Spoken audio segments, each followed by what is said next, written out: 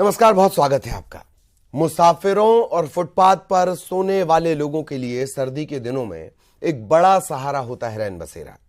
लेकिन रायपुर के रैन बसेरों का हाल जहां सही नहीं दिखा, हमने रियलिटी चेक किया, रायपुर के रैन बसेरों का हाल सही नहीं दिखा।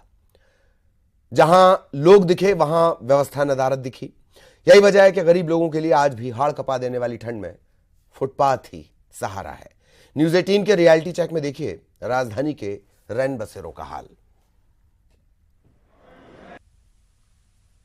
छत्तीसगढ़ के कई इलाकों में कड़ाके की ठंड पड़ रही है। पूस की रात और हल्कू चौधरी की कहानी आप सभी को याद होगी। आप देखिए कि यहाँ पर किस तरह से रैन बसेरा तो है लेकिन दूर में है, व्यवस्थाएं ठीक नहीं हैं।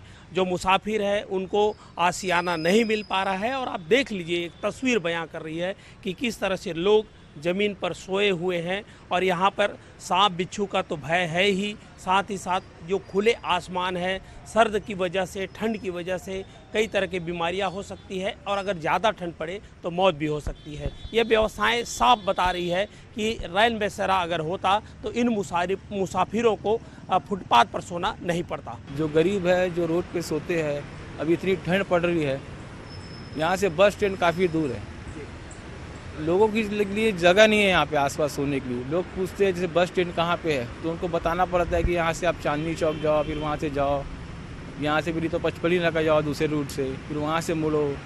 तो लोगों को तकलीफ़ होती है। और जो रोड राह चलने वाले हैं, जो बेचारे जो रोड में सोते हैं, वो ठीक से जीवन अपना व्यापार नहीं कर पा रहे हैं। पंडरी का आश्रय स्थल रैन बसेरा है और आप देखिए कि पंडरी बस स्टैंड को नए बस स्टैंड है उससे शिफ्ट कर दिया गया है। इस वजह से यहाँ पर लोग काफ़ी कम आ रहे हैं, क्योंकि जितने भी जो यात्री हैं वो नए बस स्टैंड में आते हैं। तो ऐसे में अधिकांश ये जो रैन बसेरा है वो आपको खाली खाली नज़र आ रहा है। यहाँ के जो संचालक है वो कह रहे हैं कि यहाँ व्यवस्थाएं हैं वो दुरुस्त है, दी जाती हैं, चादर कंबल से लेकर के तमाम चीज़ प्रोवाइड कराया जाता है। लेकिन बस स्टैंड यहाँ से शिफ्ट हो जाने की वजह से रैन बसेरा पूरी तरह से खाली खाली है। नगर निगम की बिल्डिंग है, लेकिन क्या है कि हम लोग को आदेश है कि कंबल चादर सब संस्था प्रोवाइड करते हैं, और बाकी मच्छर जाली हो गया, और जैसे तकिया, गद्दा, बेड, पानी का व्यवस्था है, पीने का पानी का व्यवस्था है, नहाने धोने का, लॉकर का सुविधा था सर, लेकिन अभी क्या है चाबी सब ले लेके हो गया, तो थोड़ा घूम गया है। एक रैन बसेरा जहाँ पर कोई भी व्यक्ति नहीं है, बहुत कम नॉमिनल व्यक्ति हैं, क्योंकि बस स्टैंड को ट्रांसफ़र कर दिया है। दूसरा रैन बसेरा ये आश्रम का है। मैं अपने सहयोगी इमरान से कहूँगा कि वो दिखाए कि यहाँ किस तरह की स्थिति है। आप देख सकते हैं ये रैन बसेरा है, टूटी हुई पलंग है और ये गद्दा भी है जिस पे कोई भी मुसाफिर आएगा तो कैसे रुकेगा आप अंदाज़ा लगा सकते हैं।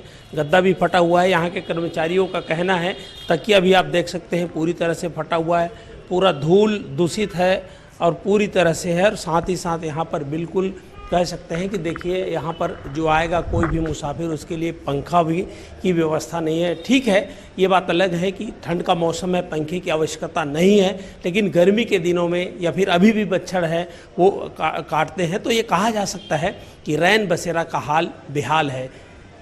अब चिंता करने की ज़रूरत है कि आखिर जो मुसाफिर बाहर से आएंगे तो वो रुकेंगे कहाँ, फुटपाथ में रुकेंगे, ये सबसे बड़ा सवाल है। कैमरा पर्सन इमरान कुरैशी के साथ युगल तिवारी, न्यूज़ 18 रायपुर।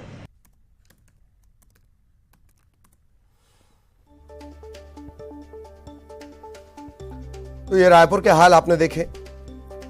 जहां व्यवस्थाएं हैं वहां इनका इस्तेमाल करने वाले नहीं। जहां व्यवस्थाएं नहीं है, जहां लोग हैं, जहां जरूरत है वहां व्यवस्थाएं हैं। जहां जरूरत होनी चाहिए वहां व्यवस्थाएं नदारद दिखी। ये दोनों तरह की परिस्थितियां हैं और इन सब के बीच तस्वीरें ये भी सामने आई, कच्चे भरोसे की तस्वीरें कि लोगों को लगता है footpath, bus stand, railway station, सार्वजनिक जगह ये ज्यादा आसान है।